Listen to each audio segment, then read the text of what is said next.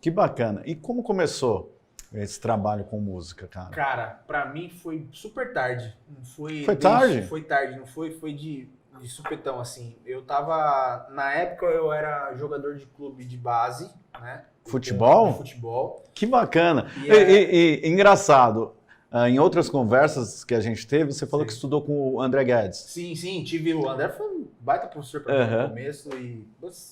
Um abraço, André. O André ele fez um bate-papo com a gente, viu? O do André vai estar mais pra frente lá, cara. Aguarda que foi demais, cara. O André me surpreendeu demais, assim, com as histórias dele, cara. Que história de vida o André tem. E o André é um cara referencial muito grande. E o André também pensou em ser jogador de futebol. Eu só peguei o gancho aqui por causa disso, né? Mas pode continuar. E aí, cara, quando eu era muito novo, né? Tinha 12, 13 anos, já jogava. E aí meu pai me levava para as coisas e tal, jogando em clube de base, federação, aquela coisa toda. E aí foi acontecendo, eu tinha essa esperança, aí eu comecei a ficar um pouquinho mais adolescente, minha mãe colocou para fazer alguns cursos, né? Senac, essas coisas assim e tal.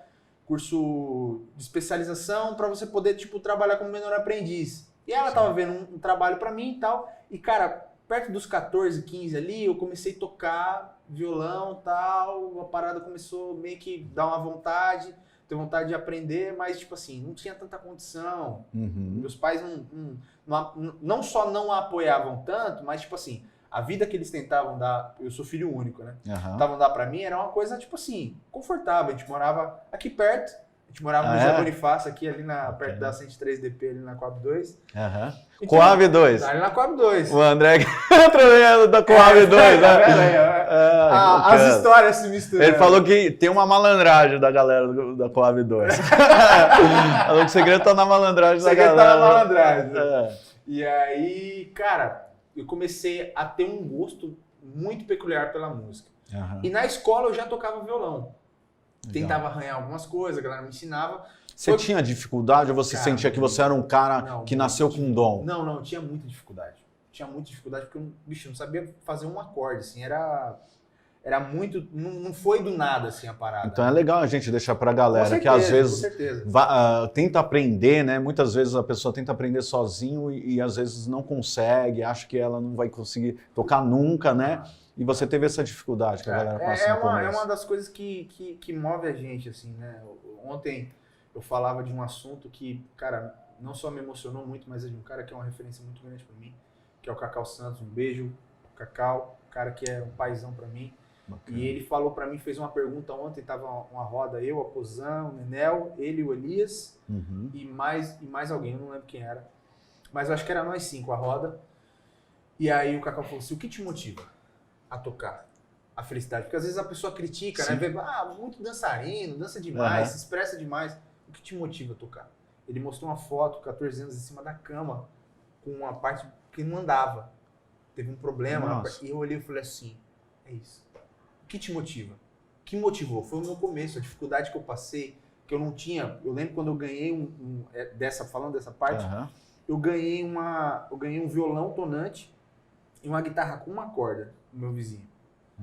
Que era um vizinho da frente que tinha assim. E aí, pô, violão tonante a gente sabe a realidade. Sim. O bicho não afina, é aquele lance, é a dificuldade. Parece um arco e flecha.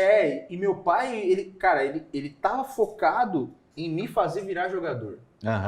E minha mãe, tipo, esperava que, como funcionária pública, e meu pai também funcionário público, que eu fosse seguir uma carreira, ou trabalhar na prefeitura, ou trabalhar no banco, ou ter uma coisa... Há uma certa ilusão de estabilidade no trabalho público, e não né? só a questão disso, eu acho que a questão de, tipo assim, eu quero que meu filho seja isso. Entendi. Eu espero o melhor pro meu filho. Então, tipo assim, quando começou o papo da música, que até aí não estava tão sério, as coisas começaram a assustar um pouco. Meu pai começou a ficar um pouco bravo, ele não apoiava, virava pra mim e falou, você nunca vai tocar instrumento.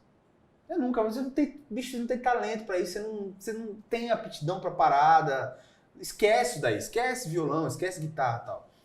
E aí, cara, eu coloquei na minha cabeça assim, tipo, como ele não me apoiava, não pagava aula, não dava instrumento nem nada, eu cheguei e falei pra minha mãe, mãe, eu quero tocar tal, eu vou correr atrás.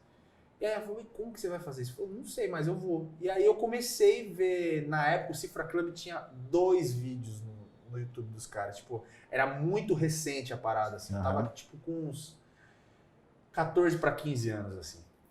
E aí, meu pai chegou e falou, meu, você nunca vai aprender esse instrumento, você não vai ser músico. Ele falou assim, o dia que você tocar a música que eu quero, do jeito que eu quero, eu te dou o violão que você quiser. Bacana. É bom a gente pontuar aqui que palavras podem te parar, né? Exatamente. Mas depende de você fazer com que essas palavras te levem mais longe. E aí, cara, foi um bagulho muito louco, porque meu pai desafiou, eu acho que ele esqueceu, assim, sabe, da parada.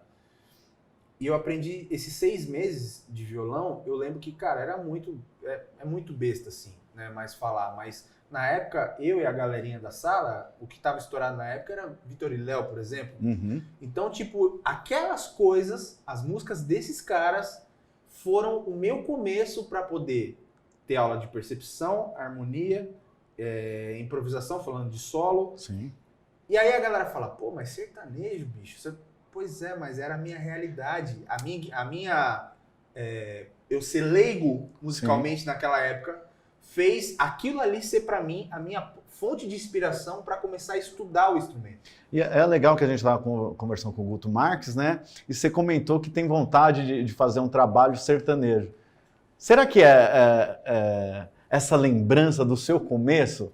Cara, isso eu acho que é muito assim, porque tipo, eu vivi isso durante uma boa época, assim.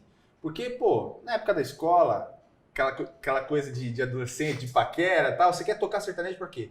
Pra encantar. Só que no meu caso foi o inverso, bicho. Sério? Era porque eu gostava do som. Ah, entendi. Eu queria tirar as coisas. Eu ficava agoniado em casa. E aí, esse período de 6 meses que eu passei estudando mesmo o instrumento sozinho. Pegando coisas na internet, catava coisa de um, catava coisa de outro. E eu fui aprendendo. E aí minha mãe começou a reparar que eu tava tocando as músicas já. Aí minha mãe olhou assim e falou, caramba, bicho, o moleque acho que tá aprendendo sozinho a parada. O negócio tá levando a sério.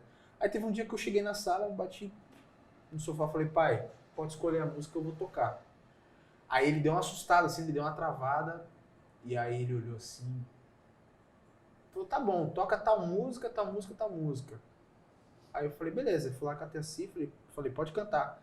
E aí eu comecei a tocar e isso acho que meio que emocionou ele. Que legal. Pelo um lance de tipo, o que ele tinha falado causou em mim algo desafiador. Porque era uma coisa que não é fácil, a gente sabe a realidade do músico hoje no nosso país, sim. A gente sabe o quanto é uma área que não é valorizada em questão de autoridade, leis e afins. A gente estava aqui, os bastidores, falando de ECAD, falando de tantas coisas que o quanto é difícil você conseguir ter essa organização, fazer essas paradas. Então era uma coisa que para mim era muito distante. Então, quando eu tive esse primeiro passo, ele olhou aquilo, ele se emocionou. Aí minha mãe virou e falou, você prometeu, agora você vai ter que cumprir, você vai ter que dar o violão que ele escolher. Aí eu lembro até hoje que a gente foi numa loja ali na Santa Efigênia, na Tango. E aí eu cheguei lá, eu tinha batido olho no violão que eu tinha ido com meu tio uma vez. Eu falei, eu quero aquele violão. E eu lembro que meu pai deu aquele violão pra mim, e a partir dali, cara... Que violão aquilo foi um Takamine EG320. Que bacana. C, eu acho que é alguma coisa assim a série do violão. Era a minha paixão, infelizmente eu me desfiz desse violão de uns tempos pra cá e me Mas se o arrependo pessoal até da hoje. Sonotec, né, o pessoal da Se Takamine, tiver por aí. quiser fechar o endorse aqui, o Henrique tá disponível, né, Henrique? Disponível, estamos por aqui.